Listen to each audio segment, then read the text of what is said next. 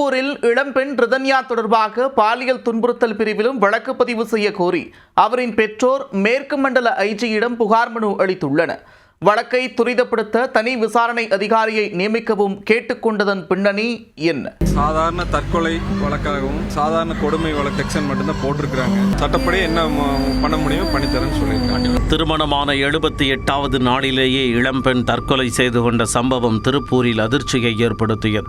தமிழ்நாட்டையே உலுக்கிய இந்த வழக்கில் பெண்ணின் கணவர், மாமனார், மாமியார் கைது செய்யப்பட்ட நிலையில் வழக்கை விசாரிக்கும் விசாரணை அதிகாரியை மாற்ற வேண்டும் என்று பெண்ணின் பெற்றோர் மனு அளித்துள்ளனர். கணவர் குடும்பத்தினர் மீது தொடர்ந்து அடுக்கடுக்காக குற்றம் சுமத்தியுள்ளனர். நடந்தது என்ன?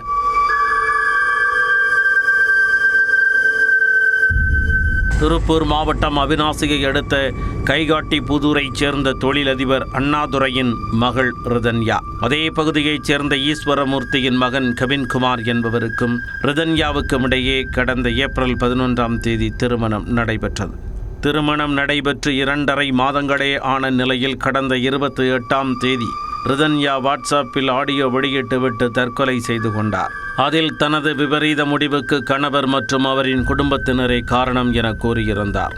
அதன் அடிப்படையில் வழக்கு பதிவு செய்த சேவூர் போலீசார் பெண்ணின் கணவர் கவின்குமார், மாமனார் ஈஸ்வரமூர்த்தி, மாமியார் சித்ராதேவியை கைது செய்தனர். மேலும் தனது மகள் ரிதன்யாவை கணவர் குடும்பத்தினர் மன ரீதியாகவும் உடல் ரீதியாகவும் துன்புறுத்தியதாக பெற்றோர் பகிரங்கமாக குற்றம் சாட்டியிருந்தனர். ஆனால் தங்களது புகாரின் பேரில் போலீசார் உரிய வழக்குகளை பதிவு செய்யவில்லை என குற்றம் சாட்டியிருந்தனர். இந்நிலையில் விசாரணை தொய்வடைந்ததாக கூறி ரிதன்யாவின் தந்தை அண்ணாதுரை கோவையில் மேற்கு மண்டல ஐஜி செந்தில்குமாரிடம் புகார் மனுவை அளித்துள்ளார். அதில் தனது மகள் ரிதன்யாவை அவரது கணவர் கவின்குமார் தொடர்ந்து உடல் ரீதியாக துன்புறுத்தியதாக குற்றம் சாட்டியுள்ளார். கடந்த ஜூன் 25ஆம் தேதி தங்களது வீட்டிற்கு வந்த மகளை கணவர் குடும்பத்தினர் அழைத்தபோது அவர் அங்கு செல்ல மறுத்ததாக தெரிவித்துள்ளார். அது குறித்து தனது மகளிடம் கேட்டதற்கு கவின்குமார் தன்னை பாலியல் துஷ்பிரயோகத்திற்கு உட்படுத்தி வருவதாக கூறியதாக குறிப்பிட்டுள்ளார்.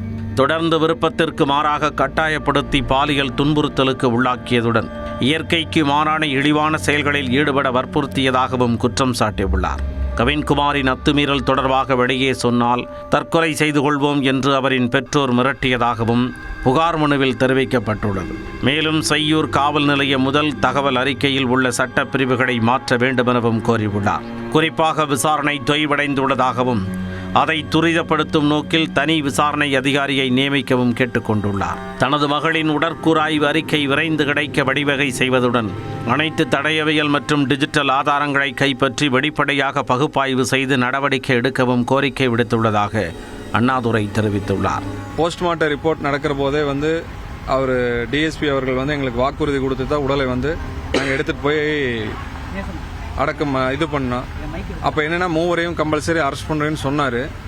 ஆனால் அடுத்த நாள் 30ஆம் தேதி ஈவினிங்குள்ளே கைது பண்ணணும்னு சொன்னார். 29ஆம் தேதி 2 அரெஸ்ட் பண்ணிட்டாங்க. 3 அரெஸ்ட்டுன்னு சொல்லி எல்லா செய்திகளையும் வந்தது. நாங்களும் சரி பரவாயில்ல சொன்ன மாதிரி பண்ணிட்டான்னு சந்தோஷப்பட்டோம். அடுத்த நாள் பார்த்தீங்கன்னா 2 மட்டுமே கைது. ஒருவர் சொந்த பைண்டிங் ஆர்டருங்கிற இவரோட சிறப்பு அதிகாரத்தை பயன்படுத்தி ஜாமீனில் விட்டதாக எங்களுக்கு தெரிய வந்தது. கண்டிப்பாக இந்த லேப் ரிப்போர்ட்டும் ஆடியோ விசாரணை ரிப்போர்ட்டும் வந்தோன்னே நாங்கள் உறுதியாக அதுக்கு உண்டான சட்டப்படி என்ன பண்ண முடியும் பண்ணித்தரேன்னு சொல்லியிருக்காங்க. இதனைத் தொடர்ந்து பேசிய அண்ணாதுரை தரப்பு வழக்கறிஞர் குப்புராஜ், ரிதன்யா தற்கொலை வழக்கில் வன்கொடுமை மற்றும் பாலியல் துன்புறுத்தல் போன்ற சட்ட பிரிவுகளிலும் வழக்கு பதிந்து நடவடிக்கை எடுக்க கோரிக்கை விடுத்துள்ளார். 2 செக்ஷனும் சேர்த்துன்னு சொல்லி தான் நீ மனு கொடுக்க வந்திருக்கு. நாங்கள் செக்ஷன் பிஎன்எஸ்ல பார்த்தீங்கன்னாக்கா 75, 76, 78 அண்ட் 80, 118, 125 செக்ஷனை சேர்த்தணும்னு சொல்லி தான் இன்னைக்கு மனு கொடுத்துருக்கோம். நாங்கள் இதுலேருந்துங்க ப்ரொஹிபிஷன் ஆக்டில் பார்த்தீங்கன்னா 4B உமன் ஹராஸ்மெண்ட் போக்கலாக 4B போட சொல்லி கேட்டுருக்கோம். ஏன்னா நீங்கள் இந்த 108, 185 ஃபஸ்ட்டு போட்டுருக்காங்க பார்த்தீங்களா, அது ஈஸியாக அது பெயில் நமக்கு ஹைகோர்ட்டில் கிடைக்கிற வாய்ப்பு இருக்குது.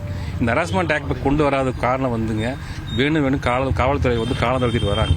அது சீக்கிரமாக இந்த மனு மூலியமாக நடவடிக்கை எடுக்கணும்னு சொல்லி நான் கேட்க மனு கொடுத்து வந்திருக்கேன். வரதட்சணை கொடுமையால் இளம்பெண் ரிதன்யா தற்கொலை செய்து கொண்டதாக கூறப்பட்ட நிலையில் தற்போது பாலியல் துன்புறுத்தலுக்கு ஆளாகியுள்ளதாக அவரின் பெற்றோர் குற்றம் சாட்டியுள்ளதால் பெரும் பரபரப்பு ஏற்பட்டுள்ளது. தமிழ்நாட்டையே உலுக்கிய இந்த வழக்கில் உரிய விசாரணை மேற்கொள்ளப்பட்டு நீதி நிலைநாட்டப்படுமா?